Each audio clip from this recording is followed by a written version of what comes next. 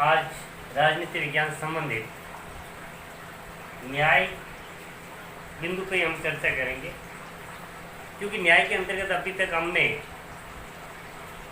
न्याय की कुछ संकल्पनाएं पढ़ी थी। प्राचीन, मध्यकाल और आधुनिक काल के विचारकों के बारे में पढ़ा। आज हमारा मुख्य बिंदु है, एक तो भारतीय चिंतन में न्याय क्या है और न्याय के प्रकार कौन कौन से। तो अपन आज सबसे पहले मैं चर्चा करूंगा भारतीय चिंतन में न्याय। देखो, जिस प्रकार यूनान में प्लेटो, अरस्तु, सुकरात और मध्यकाल में थॉमस एक्विनास, संत ऑगस्टाइन, आधुनिक काल में Jeremy Bentham, David Hume, John Stuart Mill, John Rawls, इन्होंने अपने अपने विचार दिए। तो उसी प्रकार प्राचीन काल में जिस प्रकार से प्लेटो और अरस्तु ने विचार दिए, तो भारत में भी उसी प्रकार की विचारधारा बनी न्याय के बारे में। और भारतीय न्याय और पश्चिमी न्याय में बहुत ही समानता। भारतीय न्याय है जो वास्तव में व्यक्ति के सदाचारी होने और सद्गुण होने पर बल देता है। उसी प्रकार अपने भारत में भी जो न्याय के अंदर निर्दिष्ट कुछ नियम है, उसमें कर्तव्य बोध और कर्तव्य परायण को प्रमुखता दी जाती है। साथ ही कर्तव्य बोध और कर्तव्य परायण, इनमें एक सामंजस्य स्थापित करने का प्रयास भी किया जाता है। और भारत में मुख्य रूप से न्याय के लिए स्वधर्म, यानी कि अपना धर्म क्या है, अपने कर्तव्य क्या है, अपनी नीति क्या है, नैतिक चरित्र पर बल दिया है, नैतिक चरित्र को उच्च रखने पर बल दिया है और अधिकारों के लिए स्वधर्म की अवधारणा प्रस्तुत की है। इनमें प्रमुख जैसे मनु है, कौटिल्य है, भारद्वाज है, शुक्र है, विदुर है, ये ऐसे विचारक थे, महान ऋषि मुनि थे, जिन्होंने अपने विचारों में न्याय की, स्वधर्म की अवधारणा को स्पष्ट किया। प्लेटो की अवधारणा राजनीतिक न्याय में जिस प्रकार से मानवीय आत्मा के सद्गुण को प्रेरित करता है, उसी प्रकार मनु ने भी जो न्याय की सिद्धांत दिया है वो स्वधर्म की धारणा पर दिया है। वो ही व्यक्ति के कर्तव्य परायण का बोध कराता है। इस प्रकार प्राचीन यूनानी और भारतीय न्याय की जो अवधारणा है, उसमें काफी कुछ समानता दर्शित होती है और प्रकृति और स्वभाव दोनों में एक ही नीति है, सिर्फ शब्दों का अंतर है, लेकिन उसमें कर्तव्य बोध और सद्गुण, स्वधर्म सबका एक ही है कि अपने नैतिकता और चरित्र को ऊंचा रखें। इस प्रकार से भारतीय न्याय की जो अवधारणा है स्वधर्म पर बल देती है। इसी प्रकार हमारे गीता में भी लिखा है, कर्म करते रहो, यानी कर्म की प्रधानता, ये भी एक स्वधर्म की ओर ही प्रकट करता है। आगे अपन चर्चा कर रहे हैं कि न्याय के प्रकार कितने हैं। देखो, वैसे न्याय के प्रकार तो एक तो परंपरागत और आधुनिक दो प्रकार के माने गए हैं। परंपरागत न्याय के अंतर्गत वो है जो प्राचीन काल से कुछ नियम है, कुछ विचारधारा जो बन रही है, उसी को फॉलो करना, उसी पे कायम रहना, उसी को मानना। आधुनिक न्याय में कुछ परिवर्तन आया है, जो वास्तविकता को देखकर, वास्तविक समस्या को देखकर उस नियमों को निर्धारित किया जाता है। इस आधार पर अपन सबसे पहले नैतिक न्याय।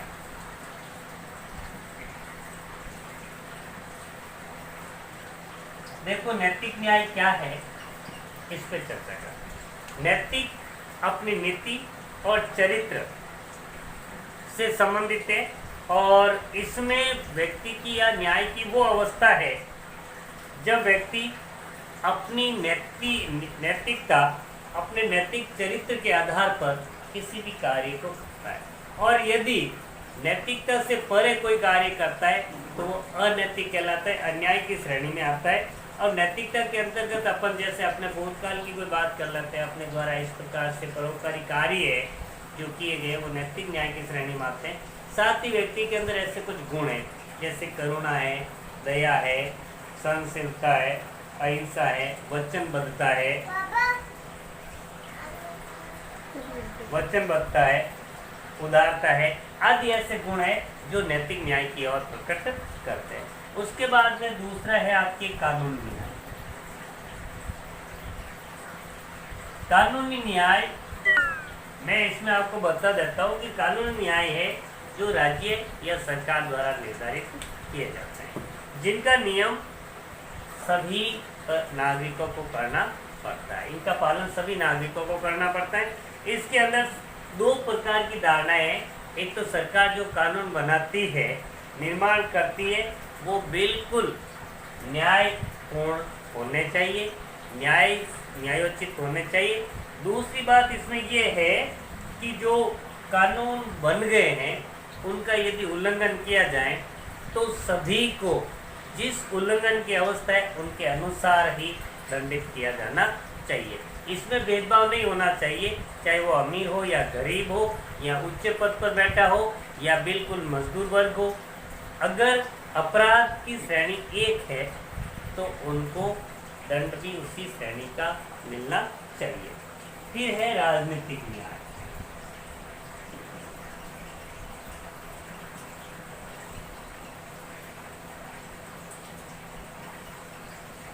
राजनीतिक न्याय भी ये राज्य से संबंधित ही आपके ये राज व्यवस्था के अंदर सभी व्यक्तियों को समान मानना चाहिए। राज्य राज व्यवस्था है, सभी नागरिकों को समान माने, उसमें किसी प्रकार का भेदभाव नहीं करें तथा उन्हें सभी प्रकार के राजनीतिक अधिकार दिए जाने, सभी प्रकार के नागरिक अधिकार दिए जाने चाहिए, जिस प्रकार वो व्यक्ति अपनी योग्यता और अपने चरित्र और सामाजिक और सर्वांगीण विकास कर सके। किसी प्रकार का भेदभाव नहीं होना चाहिए और योग्यता के अनुसार उनको पद और समान प्रतिष्ठा हासिल करने के अवसर प्रदान होने चाहिए।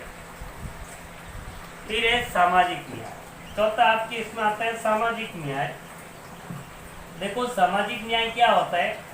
समाज से संबंधित न्याय है।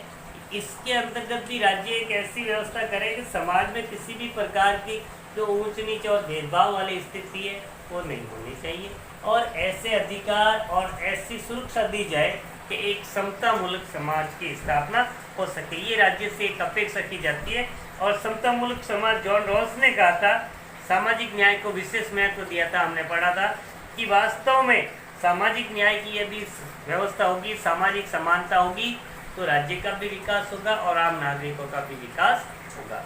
अंतिम है आपके आर्थिक न्याय।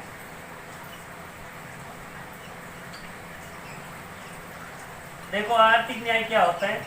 आर्थिक न्याय वैसे आर्थिक समानता पर आधारित है, लेकिन हम कह सकते हैं कि आर्थिक समानता लाना बहुत मुश्किल है। फिर भी राज्य क्योंकि सभी को आर्थिक रूप से समान बनाना संभव नहीं है, क्योंकि योग्यता के अनुसार व्यक्ति अर्जित करता है, धन अर्जित करता है और वो कमाता है।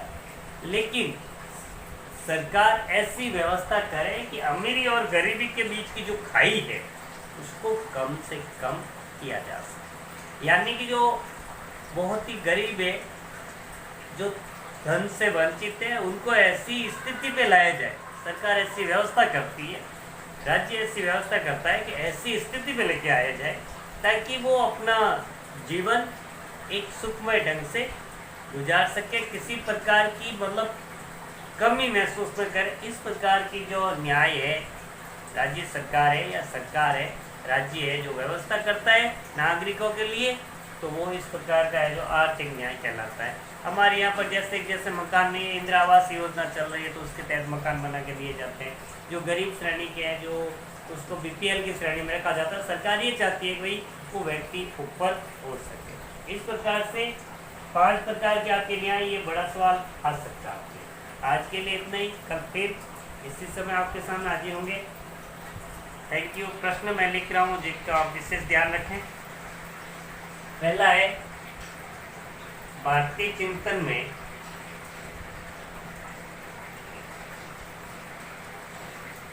न्याय की क्या अवधारणा है? दूसरा है आपके न्याय के प्रकारों को समझाइए।